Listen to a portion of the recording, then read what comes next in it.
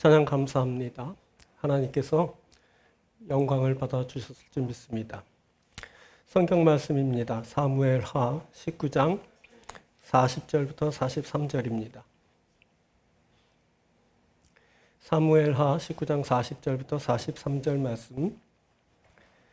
왕이 길갈로 건너오고 기맘도 함께 건너오니 온 유다 백성과 이스라엘 백성이 절반이나 왕과 함께 건너니라. 온 이스라엘 사람이 왕께 나와 왕께 아뢰되 우리 형제 유다 사람들이 어찌 왕을 도둑하여 왕과 왕의 지방과 왕을 따르는 모든 사람을 인도하여 요단을 건너가게 하였나이까 하매 모든 유다 사람이 이스라엘 사람에 대하여 왕은 우리의 종친인 까닭이라. 너희가 어찌 이 일에 대하여 분내느냐? 우리가 왕의 것을 조금이라도 얻어먹었느냐? 왕께서 우리에게 선물로 주신 것이 있느냐? 이스라엘 사람이 유다 사람에게 대답하여 이르되 우리는 왕에 대하여 열목을 가졌으니 다윗에게 대하여 너희보다 더욱 관계가 있거늘 너희가 어찌 우리를 멸시하여 우리 왕을 모셔오는 일에 먼저 우리와 의논하지 아니하였느냐 하나 유다 사람의 말이 이스라엘 사람의 말보다 더 강경하였더라. 아멘. 오늘은 사무엘하 19장 40절부터 43절을 본문으로 어찌 왕을 도둑하여 요단을 건너가게 하였나이까? 어찌 왕을 도둑하여 요단을 건너가게 하였나이까라는 제목으로 함께 은혜를 나누도록 하겠습니다. 본문 42절을 보면 유다 사람이 이스라엘 사람에게 너희가 어찌 이 일에 대하여 분내느냐라고 말하고 있습니다. 왕을 모시다가 문제가 생긴 겁니다. 이스라엘 사람들이 분을 내고 있습니다. 그런데 가만히 보면 이스라엘 사람뿐만 아니라 유다 사람들도 덩달아 분을 내고 있습니다. 왜 이들이 분을 내고 있는 걸까요? 이들은 왕이 복귀해야 하는데 다들 손 놓고 무관심했던 자들 아닙니까? 그런데 갑자기 왕을 모시는 일에 열을 내고 있습니다. 그 열이 과해서 지금 서로에게 화를 내고 있는 겁니다. 자, 그때 무슨 일이 일어난 걸까요? 오늘은 왕을 모시는 일에 종결편으로 왕을 모실 때 발생할 수 있는 병리 현상 두 가지를 살펴보면서 그것이 어떻게 발생하고 그것에는 어떤 특징이 있으며 또 어떻게 극복할 수 있는지를 알아보도록 하겠습니다.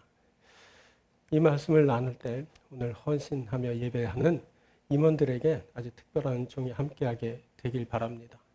또 및 함께 힘을 다해 하나님 앞에 영광을 드리며 예배드리고 있는 온 성도들에게도 귀한 은총이 함께하게 되길 바랍니다. 오늘은 두 가지로 말씀드립니다. 첫 번째는 피해의식입니다. 피해의식은 자신의 생명이나 신체, 재산, 명예 등의 손해를 입었다고 생각하는 감정이나 견해를 말합니다. 그때 이스라엘 사람들은 유다 사람들에게 왕을 도둑 맞았다라고 생각했습니다. 41절입니다. 온 이스라엘 사람이 왕께 나와 왕께 아뢰되 우리 형제 유다 사람들이 어찌 왕을 도둑하여 왕과 왕의 지방과 왕을 따르는 모든 사람을 인도하여 요단을 건너가게 하였나이까 하며 이스라엘 사람들은 유다 사람들이 왕을 도둑하여 강을 건너게 했다고 분을 내고 있습니다. 또 이들은 유다 사람들이 자신들을 멸시하고 있다고 주장합니다. 43절입니다. 이스라엘 사람이 유다 사람에게 대답하여 이르되 우리는 왕에 대하여 열목을 가졌으니 다윗에게 대하여 너희보다 더욱 관계가 있거늘 너희가 어찌 우리를 멸시하여 우리 왕을 모셔오는 일에 먼저 우리와 의논하지 아니하느냐. 이스라엘 사람들은 유다 사람들이 자신들을 멸시해서 왕을 모실 때 자신과 의논하지 않았다라고 따지고 들고 있습니다. 여기서 이스라엘 사람들이 왕을 도둑 맞았다거나 멸시받았다고 생각하는 것은 모두 피해의식으로 볼 수 있습니다. 이들은 그때 유다 사람들에 의해 피해를 입었다라고 생각했습니다. 이 피해의식의 근원엔 항상 피해 망상이 자리하게 됩니다. 이들은 벌어지는 현상들이 원래 그런 것이 아니었고 그래서는 안 될 일이라고 생각합니다. 그때 이스라엘 사람들은 왕을 도둑 맞았고 유다 사람들이 자신들을 멸시하고 있다고 주장했습니다. 이 말은 원래 왕권은 자신들의 것이었고 자신은 멸시당할 사람들이 아니라는 겁니다. 지난주 미국에서 트럼프 지지자들이 의회에 난입하는 사태가 벌어졌습니다. 이들의 이런 행동엔 트럼프의 연설이 빌미를 제공했는데 트럼프는 선거 이후 줄곧 Our votes were stolen, 표가 도둑 맞았다라고 주장해 왔습니다. 그날도 그는 불복 집회를 하면서 그의 지지자들에게 자신의 대권이 도둑질 당했다라고 주장하면서 의회로 몰려가라라고 충동질했습니다. 그의 지지자들은 Stop the steal, 그러니까 도둑질을 멈춰라라고 하면서 의회로 몰려갔습니다. 이들의 이런 행동엔 본래 자신이 이겼다는 판단이 있었습니다. 이들은 자신들이 이겼지만 대권을 도둑 맞았다라고 생각합니다. 그날 트럼프는 자신의 지지자들을 위대한 애국자라고 부르면서 지금까지 위대한 애국자인 당신들은 푸대접을 받아왔다라고 하면서 저들의 피해의식을 조장하면서 저들의 분을 촉발시키고 저들을 단순한 지지자들이 아닌 폭도들로 바꾸어 놨습니다. 그날 그곳에서는 대선의 긴 일정을 마치면서 당선자를 확정한 회의를 하고 있었는데 폭도가 된 이들은 그 의사당을 점거하면서 회의를 중단시키고 집기를 부수고 약탈해가는 등 무리를 빚었고 5명이나 되는 사망자가 발생하는 그 비극이 일어났습니다. 이렇게 피해의식의 저변은 본래 자신의 것인데 도둑 맞았다고 하는 것과 원래 자신은 그런 사람이 아닌데 멸시받았다고 하는 등의 망상이 이제 자리하게 되는 겁니다. 이런 피해의식에 절어있는 사람들은 정죄지향적인 그러한 성향을 드러내게 됩니다. 이들은 자신은 항상 의로우며 상대방은 불법을 저질러서 저들의 죄를 묻는다고 정죄하면서 이제 그들의 특징을 이제 드러내게 되는 겁니다. 자, 41절입니다. 온 이스라엘 사람이 왕께 나와 왕께 아뢰되 우리 형제 유다 사람들이 어찌 왕을 도둑하여 왕과 왕의 지방과 왕을 따르는 모든 사람을 인도하여 요단을 건너가게 하였나이까 하며 이스라엘 사람들이 유다 사람들을 정죄하면서 비난하고 있습니다. 그때 이스라엘 사람들은 유다 사람들이 왕을 모신 일을 도둑질로 그렇게 정죄하고 그 일을 불법적인 일이라고 하면서 비난하고 나섰습니다. 이들은 무리를 지어서 막 왕에게 몰려가서 이스라엘 사람들을 도둑놈들로 정죄하고 그 행위를 비난하면서 거칠게 이제 항의했습니다. 자, 이런 피해 의식이 있는 그 중심에는 또 항상 이권이 이제 결부되게 됩니다. 그때 이스라엘 사람들이 그렇게 흥분하며 거칠게 행동하게 된 원인 중심에는 바로 이권이 있었습니다. 이스라엘 사람들이 도둑 맞았다라고 주장합니다. 유다 사람들이 어찌 왕을 도둑하여 요단을 건너가게 하였나이까. 이에 대해 유다 사람들은 자신들은 얻어먹은 것도 선물 받은 것도 없다고 변명했습니다. 우리가 왕의 것을 조금이라도 얻어먹었느냐? 왕께서 우리에게 선물로 주신 것이 있느냐? 그래서 이스라엘 사람들은 자신들은 유다 사람보다 더 많은 몫을 가졌다고 주장합니다. 우리는 왕에 대하여 열목을 가졌으니. 자, 이 표현들을 한번 잘 보십시오. 도둑 맞았다, 얻어먹었다, 선물 받았다, 열목을 가졌다. 모두 다 이권과 관련된 말들입니다. 사람들은 이렇게 이권에 민감하고 그 이권은 형제라도 다투는 일을 발생하게 합니다. 그때 이스라엘 사람들은 유다 사람들을 자신들의 형제라고 부르면서 동시에 도둑놈이라고 정죄했습니다. 온 이스라엘 사람이 왕께 나와 왕께 아뢰되 우리 형제 유다 사람들이 어찌 왕을 도둑하여 우리 형제 유다 사람들이 도둑놈입니다. 이렇게 말하고 있는 겁니다. 이렇게 형제를 도둑놈으로 바꾸어 놓는 것이 바로 이권입니다. 자, 출애굽한 이스라엘 사람들이 이제 하나님이 약속하신 땅에 들어가서 이제 지파별로 이제 땅을 분배하는 일이 있게 되었는데 그때 요셉 자손들은 자신들에게 배당된 땅이 너무 작다고 이렇게 항의했습니다. 여호수아서 17장 14절입니다. 요셉 자손이 여호수아에게 말하여 이르되 여호와께서 지금까지 내게 복을 주심으로 내가 큰 민족이 되었거늘 당신이 나의 기업을 위하여 한 제비 한 분깃으로만 내게 주시면 어찌함이니까 하니.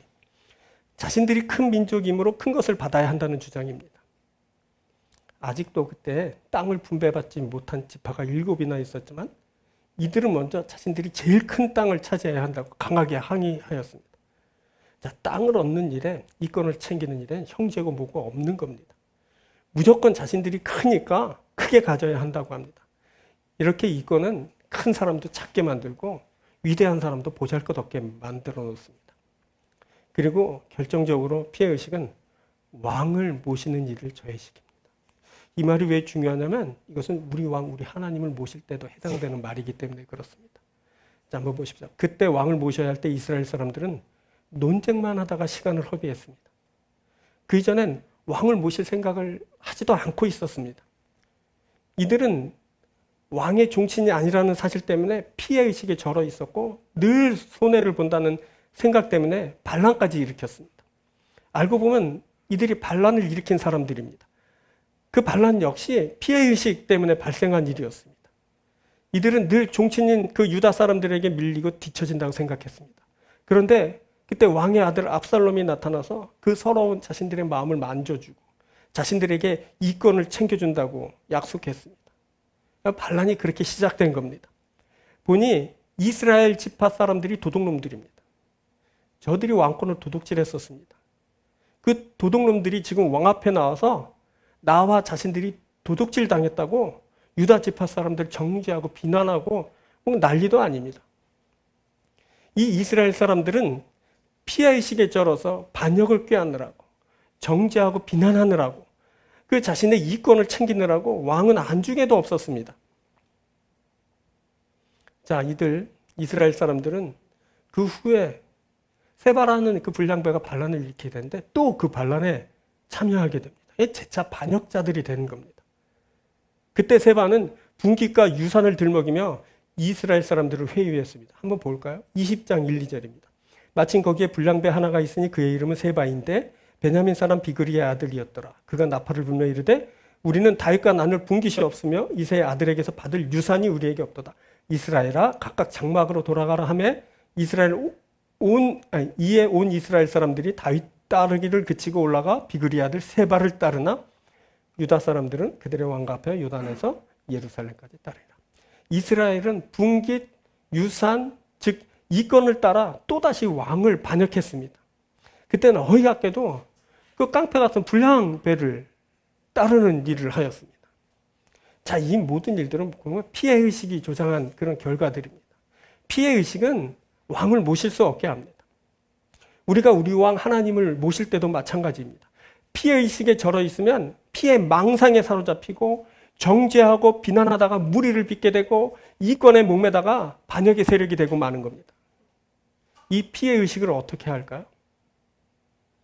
자, 우리가 이제 계속 왕을 모시는 일에 대해서 살펴보고 있는데 우리는 앞서 살핀 그 말씀 속에서 그 답을 얻을 수 있습니다. 먼저 16절부터 23절의 그 심의와 연관해서는 나에게서 하나님의 왕권이 회복되어야 한다라는 것을 알게 됩니다. 그 왕권을 회복하기 위해서 먼저 나의 반역을 고백하고 죄에 대한 사함을 받아야 됩니다.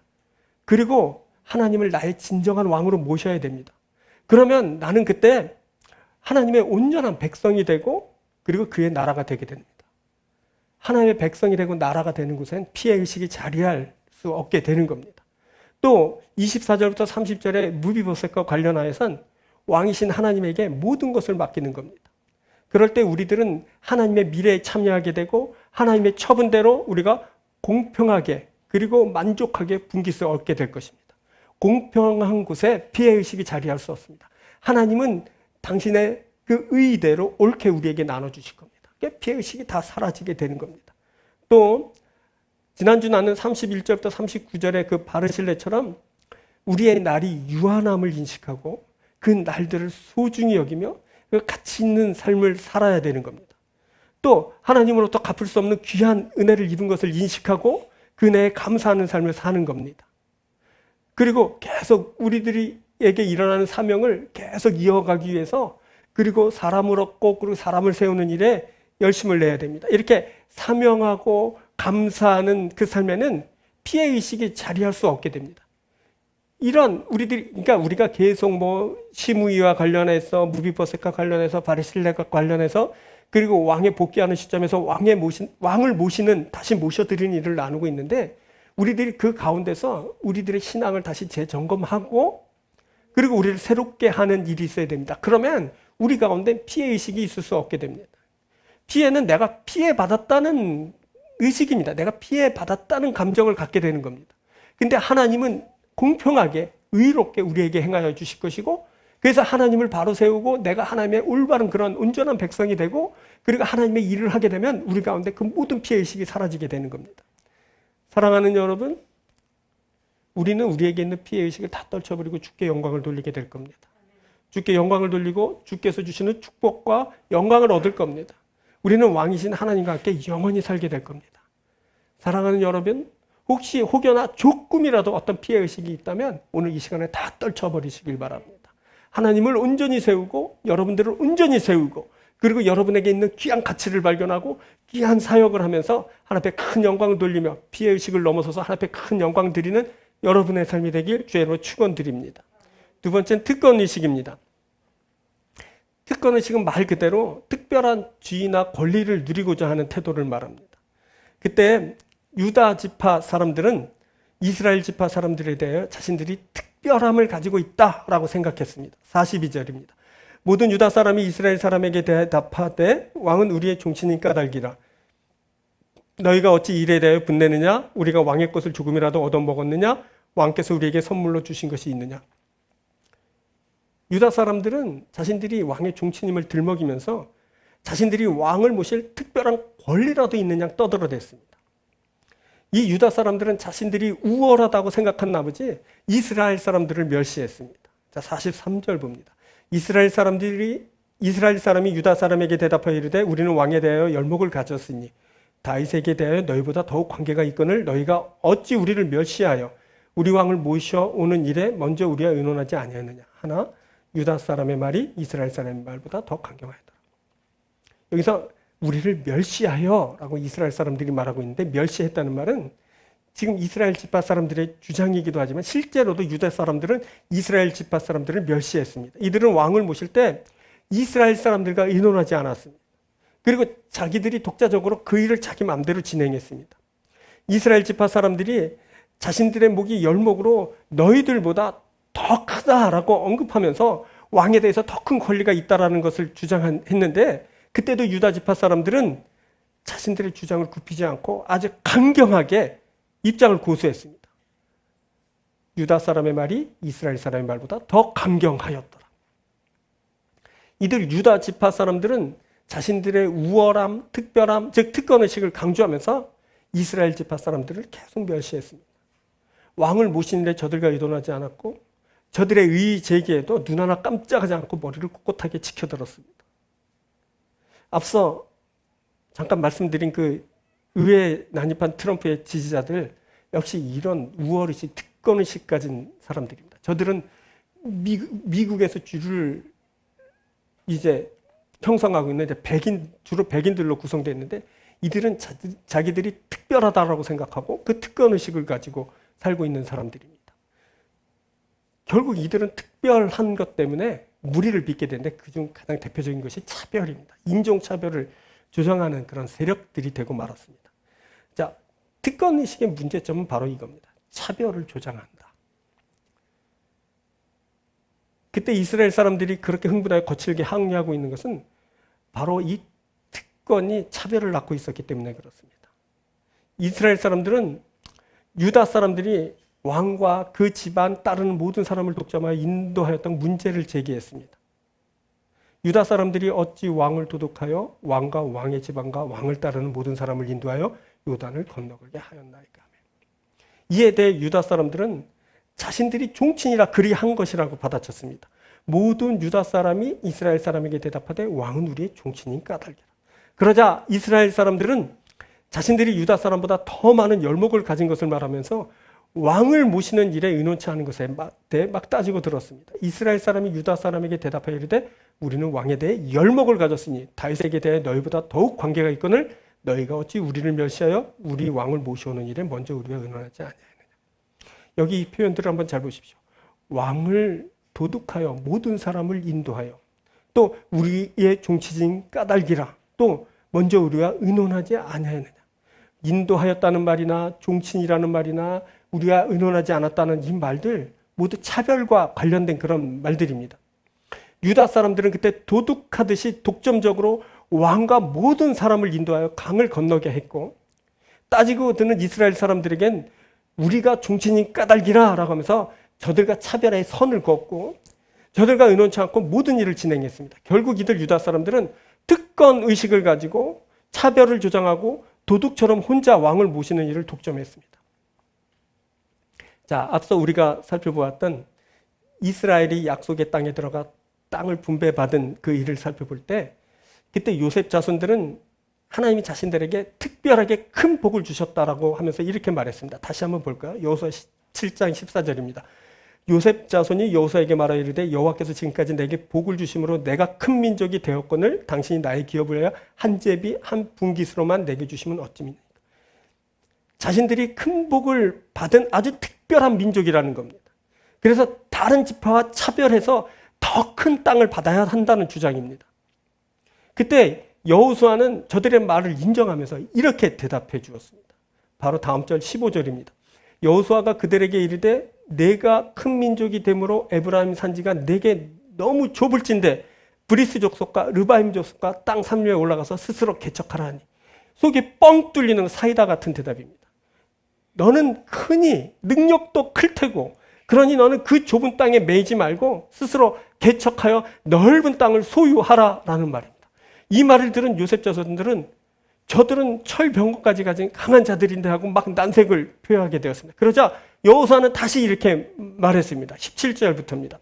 여호수아가 다시 요셉의 족속 곧 에브라임과 므낫세에게 말하여 이르되 너는 큰 민족이요 큰 권능이 있은즉 한 분깃만 가질 것이 아니라 그 산지도 내 것이 되리니 비록 살림이라도 내가 개척하라. 그 끝까지 내 것이 되리라. 가나안 족속이 비록 철병거를 가졌고 강할지라도 내가 능히 그를 쫓아내리라 하였더라. 이 말은 너희는 큰 민족이니만큼 큰 민족답게 큰 권능으로 행하여 저들을 쫓아내고 땅을 스스로 쟁취하라 라는 말입니다. 너는 철병거도 쫓아낼 만큼 큰 능력을 가졌으니 저들을 쫓아내고 그 땅을 차지하라. 어떻게 됐을까요? 결국 그 땅은 정복되었습니다. 자, 다음 절인데요. 장을 넘겨 18장 1절에 이렇게 말씀됩니다. 이스라엘 자손이 온 회중이 실로에 모여서 거기서 회막을 세웠으며 그 땅은 그들 앞에서 돌아와 정복되었더라. 그 땅은 정복되었더라. 자, 이렇게 특별한 자들은 그 특별함에 맞는 행위를 가져야 합니다. 그럴 때 특별함이 더욱 빛을 발하고 그 결과는 특별함에 걸맞는 위대한 것이 될 겁니다. 이 말은 특권의식 그 자체로는 특별한 권리를 누릴 조건이 되지 못한다는 말입니다.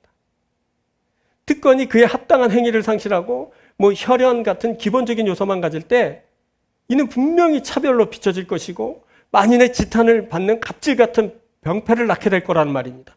그래서 행위를 상실한 그 특별함은 우월함만 강조하다가 패망의 나락으로 빠지게 될 가능성이 많습니다.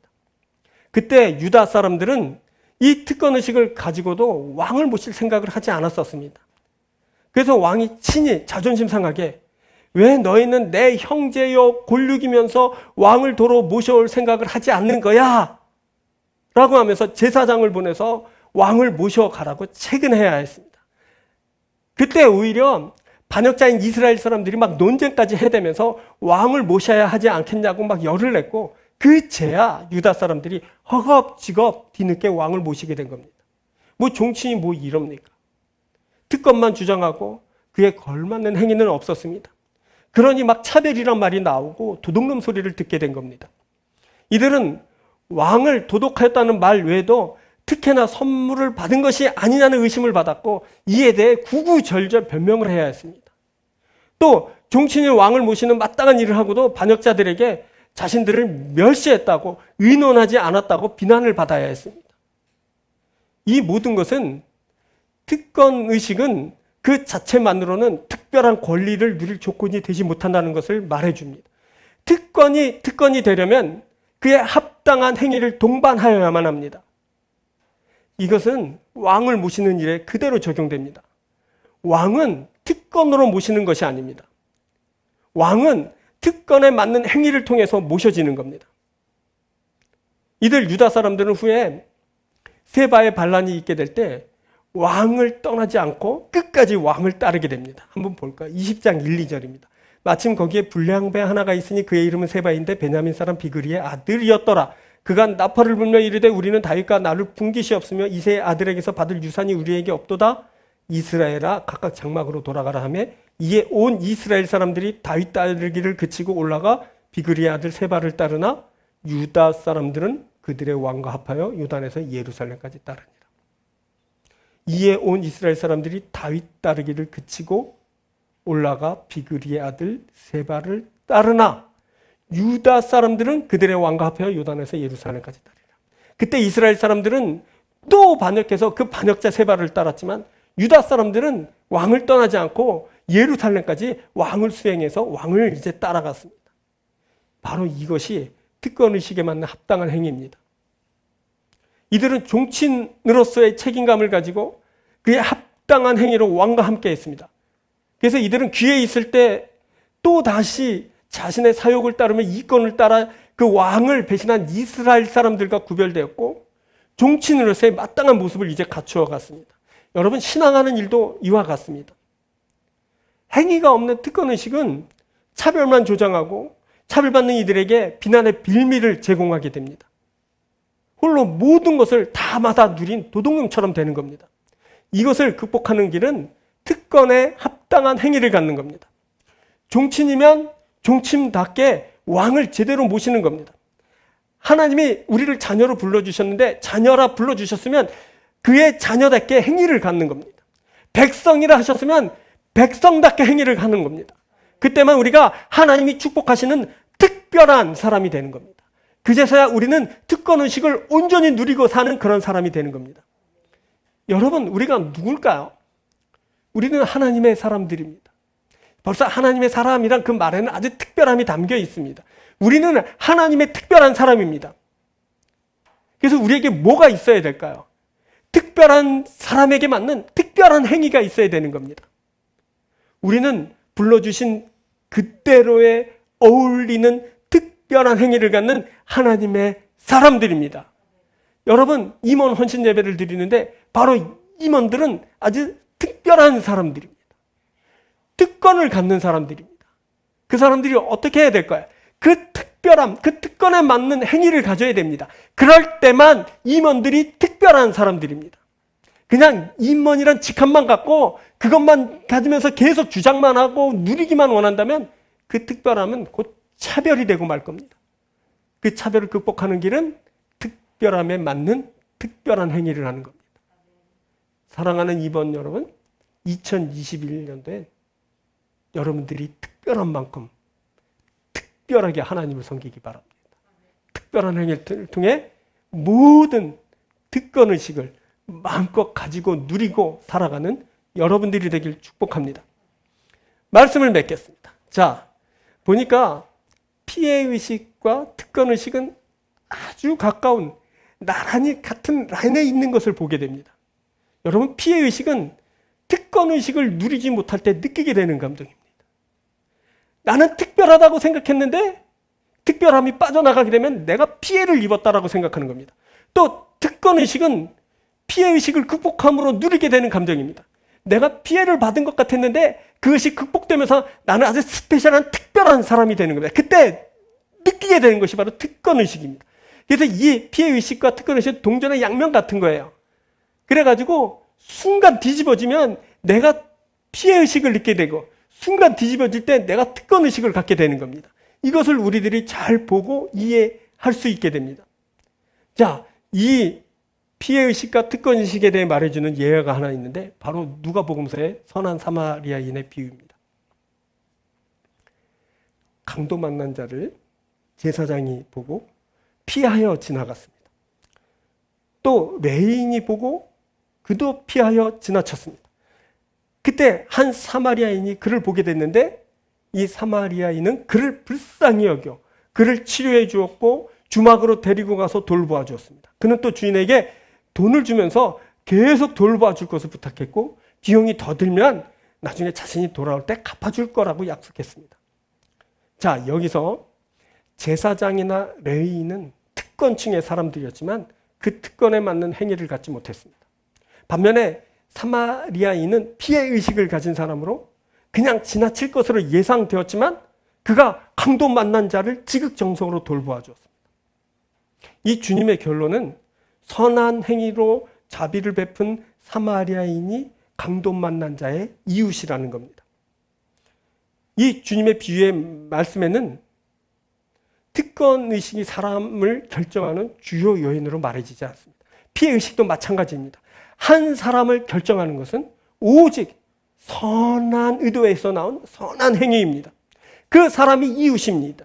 그 사람이 강도 만난 자의 이웃이고 그 사람이 주님의 이웃이고, 그리고 이 말씀은 우리에게 선한 행위를 하는 그런 사람이 되라라고 일러줍니다. 여러분, 우리에게 바로 이런 선한 실천력이 필요합니다. 우리에겐 피해의식도 특권의식도 사실 필요 없습니다. 필요 없는 거 여러분 다 떨쳐버리기 바랍니다. 피해의식에 쩔어가지고 계속 비난만 하고 정죄만 하고 그리고 배신만 하다가 인생을 끝나지 마십시오. 피해의식을 온전히 떨쳐버리십시오. 특권의식도 마찬가지입니다. 내가 아주 특별한 행위를 할 때 그 특권의식을 갖게 된다는 사실을 명심하고, 이 특권의식이 언제나 나에게 필요하지 않다는 사실을 명심하면서 그것조차 그냥 떨쳐버리시기 바랍니다. 오직 여러분은 선한 행위만 가지시기 바랍니다. 선한 행위를 할 때 여러분 피해의식도 떨쳐지거니와 여러분도 특별한 사람이 될 겁니다. 내가 특권을 가지고 있다 주장하지 않아도, 내가 우월하다라고 그렇게 뽐내지 않아도 그냥 나는 그 자체로 특별한 사람이 되는 겁니다. 그때 나는 내가 주장하지 않는 사람들에 의한 인정받는, 하나님에 의한 하나님에게 인정받는 그런 아주 특별한 그런 사람이 될 겁니다. 사랑하는 여러분들이 그런 특별한 사람들이 되길 바랍니다. 이번 한 해는 우리 모두 하나님께서 축복하셔서 선한 행위를 하는 아주 특별한 사람으로 하나님께서 우리를 축복하여 주실 겁니다. 기도하겠습니다.